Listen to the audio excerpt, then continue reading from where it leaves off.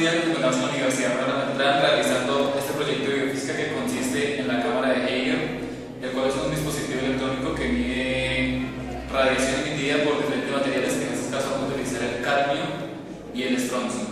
Algunos materiales están formados de sustancias químicas que emiten radiación electromagnética.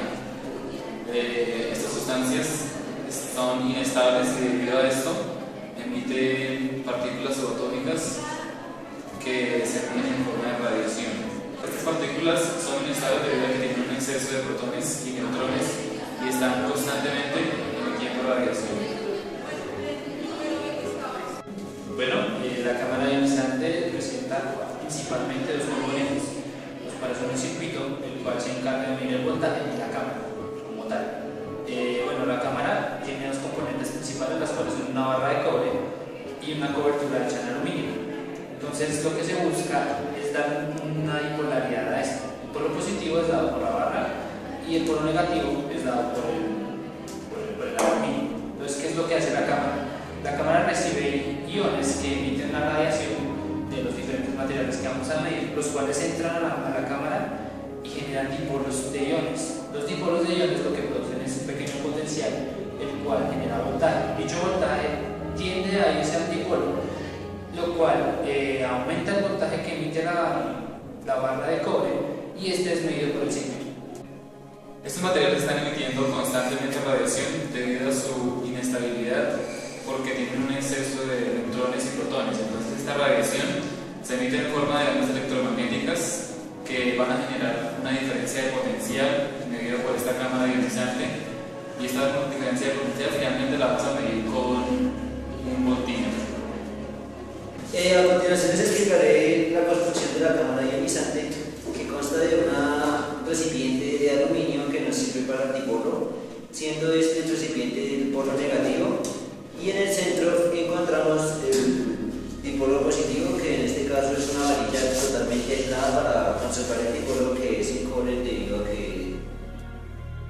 que es un material de gran conductividad. La cámara ionizante tiene un funcionamiento similar al del condensador, adquiriendo esta por medio de la varilla de cobre la radiación emitida por los materiales radioactivos, que posteriormente son medidos aquí en el circuito y observamos aquí en este tablero que mide voltaje.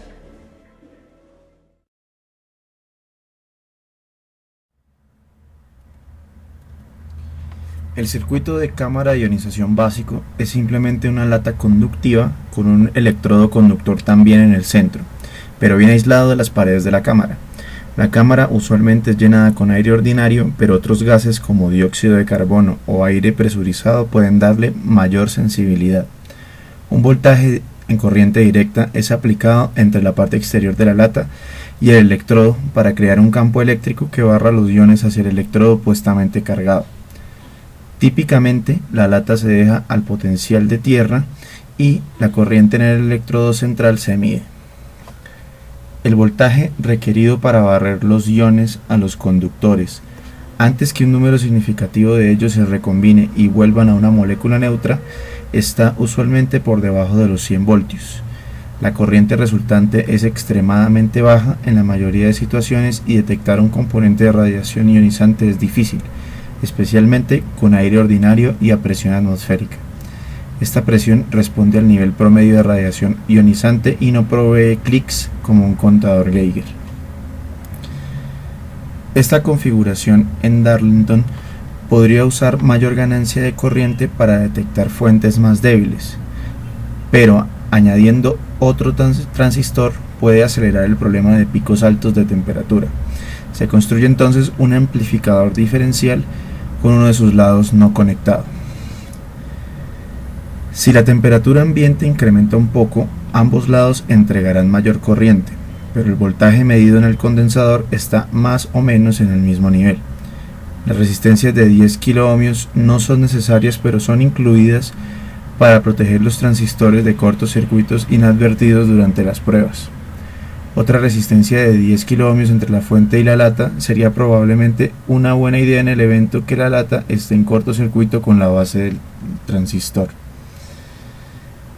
El circuito esquemático muestra una fuente de voltaje de 12 voltios, aunque una batería de 9 voltios funciona bastante bien. Entre más alto el voltaje, se barren los iones fuera de la cámara más rápido, antes de que se recombinen.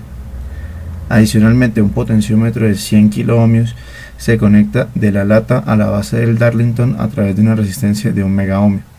Este potenciómetro actúa como un control de nivel cero, es decir, se ajusta la escala desde cero como se calibre.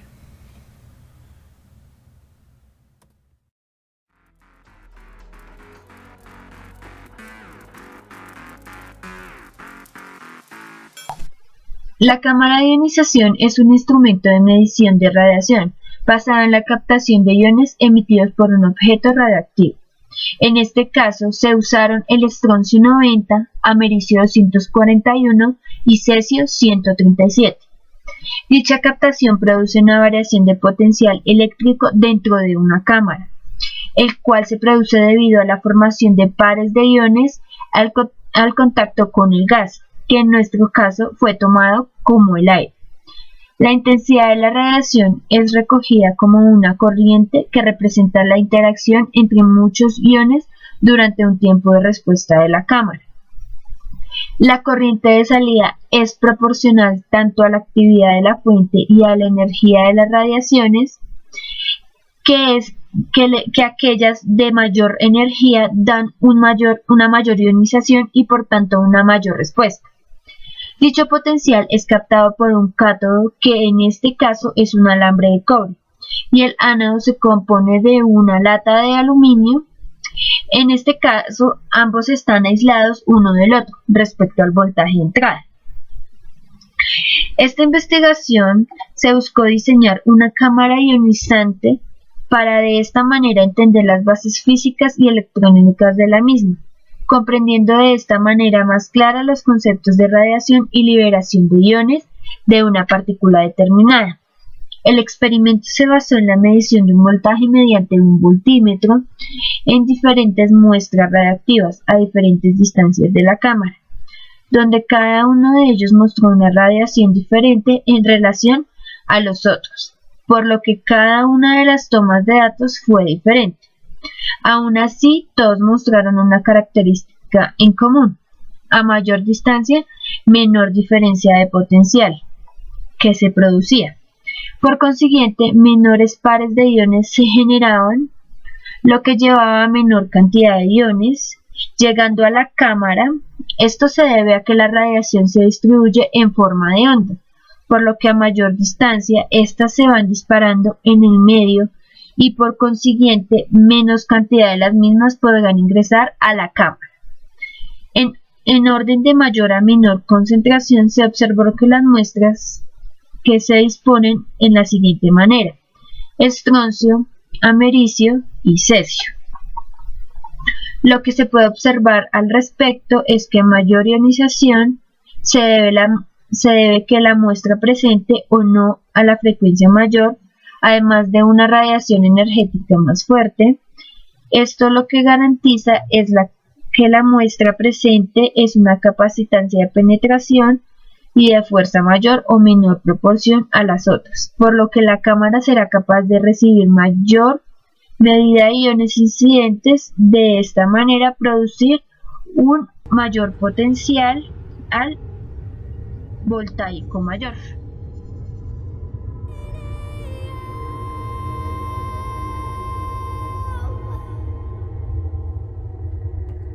Las diferentes enfermedades por radiación se producen cuando los seres humanos u otros animales son expuestos a dosis excesivas de radiación ionizante y se pueden presentar como única gran exposición aguda o una serie de pequeñas exposiciones a lo largo del tiempo crónica.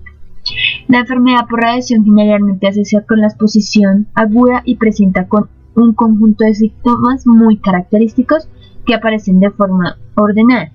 La exposición crónica suele asociarse a problemas médicos que aparecen más tarde, inclusive después de varios años, como el cáncer o el envejecimiento prematuro, que sucede en un periodo largo de tiempo. En los niños, que reciben tratamientos con radiación o que han estado accidentalmente expuestos a la radiación reciben un tratamiento sobre las bases de los síntomas y los conteos de glóbulos blancos, por lo que son necesarios exámenes en la sangre frecuentes y se requiere una pequeña punción a través de la piel en la vena para obtener muestras de la sangre.